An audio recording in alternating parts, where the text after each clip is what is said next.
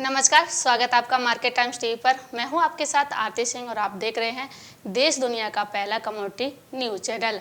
और आज हम बात करेंगे कि किस कमोडिटी में है तेजी और किस कमोडिटी में है नरमी, कौन सी फसल की क्या रही आवक और किस फसल का क्या रहा भाव। तो चलिए रुक कर लेते हैं खबरों की तरफ। सबसे पहले हम बात करेंगे खाद्य तेलों के बारे में। हम नजर डाल लेते हैं खबर की तरफ। वैश्विक स्तर पर खाद्य तेलों और विशेषकर हल्के खाद्य तेलों की मांग बढ़ने के कारण दिल्ली तेल तिलहन बाजार में बीते सप्ताह सरसों, सोयाबीन, मूंगफली, सीपीओ और पामोलिन सहित लगभग सभी तेल तिलहन की कीमतों में सुधार आया। पिछले सप्ताह सरसों दाना का भाव 325 रुपए से बढ़कर 6,310 से 6,350 रुपए प्रति क्विंटल हो गया, जो उसके पिछले सप्ताहांत 5,985 से 6,025 रुपए प्रति क्विंटल पर बंद हुआ था। सरसों दादरी तेल का भाव भी 500 रुपए सुधर कर 12,900 रुपए प्रति क्विंटल पर बंद हुआ। आपको बता दें कि सरसों पक्की घानी और कच्ची घानी तीनों के भाव में भी समीक्षाधीन सप्ताहांत में 90 से 90 रुपए सुधार के साथ 2,030 रुपए से 2,110 रुपए और 2,210 से 2,240 रुपए प्रति टीन पर बंद हुआ। विदेशों में मांग बढ़ने से सोयाबीन और पामोलिन तेल में लगातार तेजी का रुख बना हुआ है। सोयाबीन तेल रहित खल की स्थानीय पोल्ट्री फार्मों के अलावा भारी निर्यात मांग है, जिससे सोयाबीन तेल तिलहन कीमतों में सुधार देखा गया। सोयाबीन दाना और लूज का भाव 4,050 रुपए से और 300 रुपए का सुधार हुआ। 6,700 से 6,800 रुपए और 6,550 से 6,600 रुपए प्रति क्विंटल पर बंद हुआ। सोयाबीन दिल्ली इंदौर और सोयाबीन डीगम का भाव 400 रुपए और 350 रुपए के सुधार के साथ 14,350 रुपए से 14,150 रुपए और 13,070 रुपए प्रति क्विंटल पर बंद हुआ।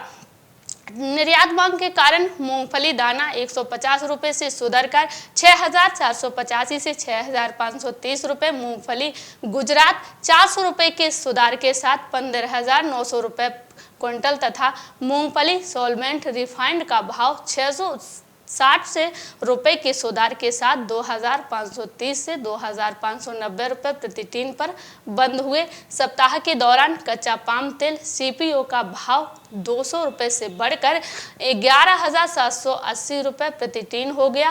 पामोलिन दिल्ली और पामोलिन कांडला तेल के भाव समीक्षाधीन सप्ताहांत में 350 रुपए और 400 रुपए का सुधार दर्शाते हुए 13,550 रुपए और 12,600 रुपए प्रति क्विंटल हो गए। बाकी तेलों में तिल मिल डिलीवरी का भाव 150 रुपए के सुधार के साथ 14,800 से 17,800 रुपए प्रति क्विंटल हो गया। बिनौला मिल डिलीवरी हरियाणा 400 रुपए बढ़कर 13,500 रुपए हो गया। वहीं मक्का खल का भाव भी 90 रुपए सुधर कर 370 रुपए क्विंटल पर बंद हुआ। कंपनियों और शादी विवाह में मक्का रिफाइंड की मांग बढ़ रही, जिसे काफी बेहतर माना जाता है। बाजार सूत्रों द्वारा उपलब्ध आंकड़ों के मुताबिक कुछ दिनों पूर्व देश भर की विभिन्न मंडियों में 10 से 12 लाख सरसों की बोरियों की आवक हो रही थी, जो अब घटकर 6 से 7 लाख बोरी रह गई है। उन्होंने कहा कि सरसों की रोक कर बिक्री करने का काम किसान कर रहे हैं, जिसकी सहकारी संस्था नाफेड और हाफेड जैसी अपेक्षा की जा रही है। उन्होंने कहा कि मंडियों में सरसों की कम आवक के साथ उपभोक्ताओं को लगभग 20 फरवरी से बिना मिलावट वाले शुद्ध सरसों तेल खाने को मिल रहा है, क्योंकि बाकी तेलों के मुकाबले सस्ता होने से सरसों में किसी और तेल की मिलावट नहीं हो पा रही है। सूत्रों ने कहा कि सरसों की भारी मांग और आपूर्ति की कमी होने से सरसों तेल तिलहन की कीमतों में सुधार आया है। सूत्रों ने कहा कि सरकार को यदि खाद्य तेलों के आयात पर होने वाले करोड़ों के डॉलर की विदेशी मुद्रा बचानी है और देश को आत्मनिर्भरता की राह पर ले जाना है, तो उसे तेल कारोबार पर पैनी नजर रखनी होगी और अफवाह फैलाने या वायदा कारोबार का दुरुपयोग कर फायदा कमाने वालों पर कड़ी कार्रवाई करनी होगी। उन्होंने कहा कि तेल कीमतों के बढ़ने से महंगाई पर कोई खास असर नहीं होगा, बल्कि इससे किसानों को फायदा पहुंचेगा, जो आगे और उत्पादन बढ़ाने के लिए प्रेरित होंगे और किसानों को फायदा होने से उनकी क्रय शक्ति ही बढ़ेगी, जो अंत में अर्थव्यवस्था में लौटकर उसे और गति देगा। ये तो हमने बात की थी खाद्य तेलों के बारे में। जैसे कि हमने आपको बताया कि वैश्विक स्तर पर खाद्य तेलों और विशेषकर हल्के खाद्य तेलों की मांग बढ़ने के कारण दिल्ली तेल तिलहन बाजार में बीते सप्ताह सरसों, सोयाबीन, मूंगफली, सीपीओ और पामोलिन सहित लगभग सभी तेल तिलहन कीमतों में सुधार आया है। आपको बता दें कि पिछले सप्ताह सरसों दाना का भाव 325 रुपए से बढ़कर 6,310 से 6,350 रुपए प्रति क्विंटल हो गया, जो उसके पिछले सप्ताहांत 5,985 से 6,025 रुपए प्रति क्विंटल पर बंद हुआ था। इसी के साथ आगे बढ़ते हैं और रुख कर लेते हैं अगली खबर की तरफ, जो कि दालों की है। अब नजर डाल लेते हैं खबर की तरफ। महाराष्ट्र में कोरोना संक्रमितों में जैसे जैसे संख्या बढ़ती जा रही है, कानपुर में दालों के भावों में तेजी बढ़ती जा रही है। देश में सबसे ज्यादा संक्रमित महाराष्ट्र में है और वहां कई जिलों में लॉकडाउन भी लगा हुआ है। कानपुर में अरहर, चना दाल, डॉलर चना की आवक महाराष्ट्र से ही होती है। इसके अलावा मसूर सहित कई दाने दिल्ली से आती है। कोरोना के चलते पिछले एक पखवाड़े से दालों की आवक पर असर पड़ रहा है। दूसरी ओर दालों की मांग लगातार बढ़ रही है। इसके पीछे एक कारण रमजान का करीब होना है और दूसरा वर्तमान में बिक्री दर। अरहर की दाल 15 दिन पहले 90 रुपए थी, वह अब 97 रुपए हो गई है। वहीं डॉलर चना कि 80 रुपए से 95 रुपए पहुंच गया है। चना भी 58 रुपए से 66 रुपए पर पहुंच गया है। अरहर की मांग सबसे ज्यादा होती है, इसीलिए जब भी अरहर के भाव बढ़ते हैं तो दूसरी दालों के भाव अपने आप बढ़ने लगते हैं। कारोबारियों के मुताबिक सामान्य दिनों में महाराष्ट्र से अरहर की दाल की रोज की आवक करीब 500 टन होती है। चने का इस्तेमाल बेसन बनाने में भी होता है, इसीलिए इसकी आवक भी 500 टन रोज होती है। डॉलर चना की आवक 100 टन रोज है, लेकिन इस समय यह आवक 25 रह गई है। ये तो हमने बात की थी दालों के बारे में। जैसा कि हमने आपको बताया कि महाराष्ट्र में कोरोना संक्रमितों की जैसे जैसे संख्या बढ़ती जा रही है, वैसे ही दालों के भाव में तेजी बढ़ती जा रही है। आपको बता दें कि कानपुर में अरहर, चना दाल और डॉलर चना की आवक महाराष्ट्र से होती है। अगर कीमतों की बात करें तो अरहर की दाल 15 दिन पहले 90 रुपए थी, वह अब 97 रुपए रह गई है। वहीं डॉलर चना 80 रुपए से 95 रुपए पहुंच गया है। चना भी 58 रुपए से 66 रुपए पर पहुंच गया है। अरहर की मांग सबसे ज्यादा होती है, इसीलिए जब भी अरहर के भाव बढ़ते हैं दूसरी दालों के भाव अपने आप बढ़ने लगते हैं। इसी के साथ आगे बढ़ते हैं और रुख कर लेते हैं अगली खबर की तरफ, जो सरसों की है। अब नजर डाल लेते हैं खबर की तरफ। सरसों इस बार जमकर किसानों को जेबें भर रही है। चालू रबी विपणन सत्र में सरसों का भाव सरकार द्वारा तय न्यूनतम समर्थन मूल्य से 700 से 800 रुपए प्रति क्विंटल से ऊपर चल रहा है। हरियाणा की जींद में किसान निजी व्यापारियों को माल दे रहे हैं तथा उन्होंने सरकारी खरीद के समर्थन की जरूरत नहीं पड़ रही है। यहाँ बाजार के लोगों ने कहा कि इस बार सरसों के भाव आसमान छू रहे हैं और इसके चलते सरसों की सरकारी खरीद शुरू करने की जरूरत नहीं पड़ रही है। किसानों ने बताया कि वे इस समय प्राइवेट बोली पर ही सरसों की फसल बेच रहे हैं। सरकार द्वारा 4650 रुपए सरसों का सरकारी भाव तय किया गया है, मगर किसानों को सरकारी भाव से 700 से 800 रुपए अधिक प्राइवेट बोली पर मिल रहे हैं। मंडी के सूत्रों ने बताया कि यहां मंडी में प्राइवेट बोली पर किसानों को 5500 रुपए प्रति क्विंटल तक के भाव मिल रहे हैं। सरसों के भाव बढ़ने से मार्केट कमेटी को भी मार्केट फीस के रूप में अधिक आय हो रही है। यहाँ मंडी समिति के रिकॉर्ड के अनुसार अब तक 12,404 क्विंटल सरसों की फसल आ चुकी है। मंडी शुल्क के रूप में भी 88,994 रुपए की प्राप्ति दर्ज हो चुकी है। किसानों को इन दिनों भी 5500 रुपए प्रति क्विंटल तक के भाव मिल रहे हैं।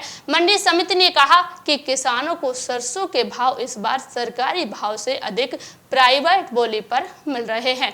देश में इस बार सरसों की बम्पर उपज हुई है। कृषि मंत्रालय के ताजा आंकड़ों के मुताबिक इस बार 104.3 लाख टन सरसों के उत्पादन का अनुमान है। सरसों अभी रिकॉर्ड कीमत पर बिक रही है। किसानों ने सरसों की फसल की 100% कटाई पूरी कर ली है और सरसों दाना किसानों के घर तक भी पहुंच चुका है। कृषि विशेषज्ञ बताते हैं कि तिलहन के मामले में भारत अभी दूसरे देशों पर निर्भर है, इसीलिए किसानों को इसकी अच्छी कीमत मिल रही है।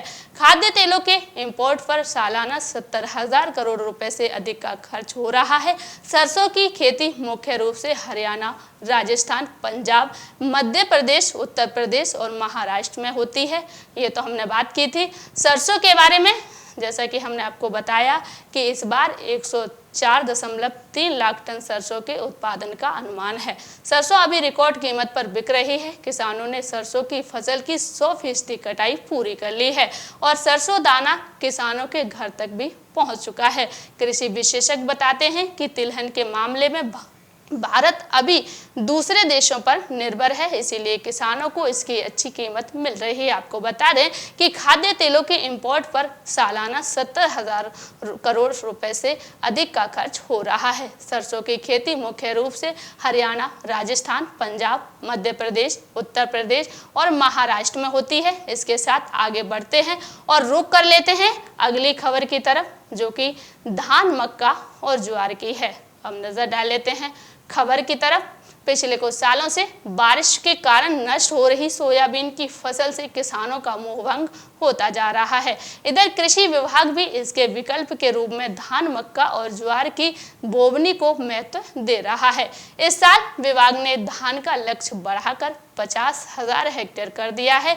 वहीं मक्का और ज्वार का रकबा भी 8,000 हेक्टेयर प्रस्तावित किया है। बता दें कि पिछले 4 साल से लगातार सोयाबीन की फसल पिट रही है। किसानों का कहना है कि सोयाबीन बारिश के ही फसल है, लेकिन पिछले कुछ सालों से बेमौसम बारिश होने के कारण नुकसान हो रहा है। बोवनी के तुरंत बाद हुई झमाझम बारिश के कारण पिछले साल ही ज्यादातर किसानों को 2 बार बोवनी करनी पड़ी थी। इसके बाद लंबे समय तक बारिश नहीं हुई तो खेतों में अंकुरण नहीं हुआ। बाद में जब फसल पककर तैयार हो गई तो झमाझम बारिश हुई और कई किसानों की फसल को खासा नुकसान पहुंचा था। इसी के चलते किसान अब सोयाबीन की जगह अन्य विकल्प पर विचार कर रहे हैं। ये तो हमने बात की थी धान, मक्का और ज्वार की। जैसा कि हमने आपको बताया कि पिछले कुछ सालों से बारिश के कारण नष्ट हो रही सोयाबीन की फसल से किसानों का मोहभंग होता जा रहा है। इधर कृषि विभाग भी इसके विकल्प के रूप में धान, मक्का और ज्वार की बोवनी को महत्व दे रहे हैं। आपको बता दें कि इस साल विभाग ने धान का लक्ष्य बढ़ाकर 50,000 हेक्टेयर कर दिया है। अब आगे बढ़ते हैं और रुक कर लेते हैं अगली खबर की तरफ, जो कि गेहूं, चना और मसूर की है। चलिए नजर डाल लेते हैं खबर की तरफ। बिहार सरकार 20 अप्रैल से गेहूं की खरीदी करेगी। ये 15 जुलाई तक चलेगी। पहले 15 अप्रैल से खरीदारी होनी थी। किसानों से 1975 रुपए प्रति क्विंटल की दर से गेहूं का भुगतान होगा।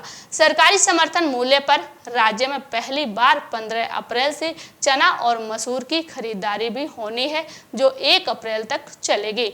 दोनों दालों का समर्थन मूल्य 5100 रुपए क्विंटल तय किया गया है। सहकारिता विभाग ने बताया कि कृषि विभाग के पोर्टल से निलंबित किसानों से गेहूं खरीद के लिए 6400 पैक्सों एवं व्यापार मंडलों को निर्देश दिया गया है। खरीद, संग्रहण और उसकी गुणवत्ता की जांच के लिए राज्य खाद्य निगम को नोडल एजेंसी बनाया गया है। 2 लाख मीट्रिक टन चना और 3.25 लाख मीट्रिक टन मसूर की खरीद का लक्ष्य रखा है। गेहूं खरीदी का सांकेतिक लक्ष्य 1 लाख मीट्रिक टन है, लेकिन एजेंसियों तक जितनी मात्रा में गेहूं आएगा सबकी खरीदारी होगी। किसानों को 48 घंटे के भीतर ही डीबीटी के माध्यम से उनके खाते में पैसे ट्रांसफर कर दिए जाएंगे। खरीद प्रक्रिया को पारदर्शी बनाया गया है। सचिव के मुताबिक पैक्स व्यापार मंडल के अध्यक्ष अपने मोबाइल ऐप से निलंबित किसानों की वितरित प्राप्त करेंगे और उसके आधार पर किसान की श्रेणी खरीद की मात्रा एवं गैर रियायत श्रेणी के किसानों से स्व घोषणा पत्र का फोटो अपलोड करेंगे। ये तो हमने बात की थी गेहूं, चना और मसूर की। जैसा कि हमने आपको बताया कि बिहार में सरकार 20 अप्रैल से किसानों से गेहूं की खरीदी करेगी। आपको बता दें कि ये खरीद 15 जुलाई तक चलेगी। किसानों से 1975 रुपये प्रति क्विंटल की दर से गेहूं का भुगतान होगा। सरकारी समर्थन मूल्य पर राज्य में पहली बार 15 अप्रैल से चना और मसूर की खरीदारी होनी है। अभी के लिए सिर्फ इतना ही, और अधिक जानकारी के लिए बने रहिए हमारे साथ मार्केट टाइम्स टीवी पर।